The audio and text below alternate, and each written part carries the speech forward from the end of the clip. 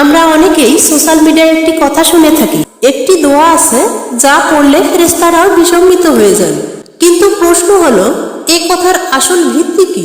আজ আসুন আবেগ নয়, দলিল ও সত্যতার আলোকে বিষয়টা জানি। সেই বিশেষ দোয়াটি কি? দোয়াটি হলো, ইয়া রাব্বি লাকাল হামদু কামা ইয়ামবাগিলি জালালি ওয়াজহিকা ওয়া আজিমি সুলতানিকা।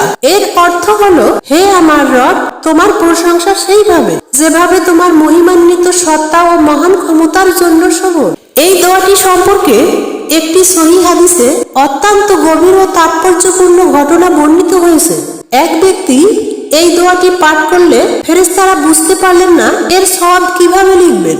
তখন তারা আল্লাহ তাআলার দরবারে আরজ করলেন, হে আমাদের রব, এই দোয়ার প্রতিদান আমরা কিভাবে লিখব?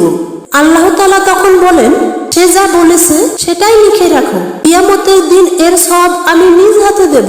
এটি কোনো বানানো কথা নয়, বরং বিশুদ্ধ হাদিস দ্বারা প্রমাণিত। এই হাদিসটি ইমাম আহমদ রাদিয়াল্লাহু বর্ণনা করেছেন এবং বহু মুহাদ্দিস এটিকে গ্রহণযোগ্য বলেছেন। কেন ফেরেশতারা বিস্মিত হলেন? কারণ এই দোয়ায় প্রশংসার সীমা নির্ধারণ করা হয়নি। বান্দা বলেছে, যেমন প্রশংসা তোমার জন্য উপযুক্ত, অর্থাৎ বান্দা তার অক্ষমতা স্বীকার করে পুরোটা আল্লাহর হাতে ছেড়ে দিয়েছে। এমন বিনয়, এমন তাওহীদ, ফেরেশতারাও থমকে গেছেন। আমরা যখন আল্লাহর প্রশংসা করি অনেক সময় শব্দ খুঁজে পাই না। এই দোয়াটি আমাদের শেখায়, হে আল্লাহ, আমি জানি না কিভাবে তোমার প্রশংসা করব, তুমিই জানো।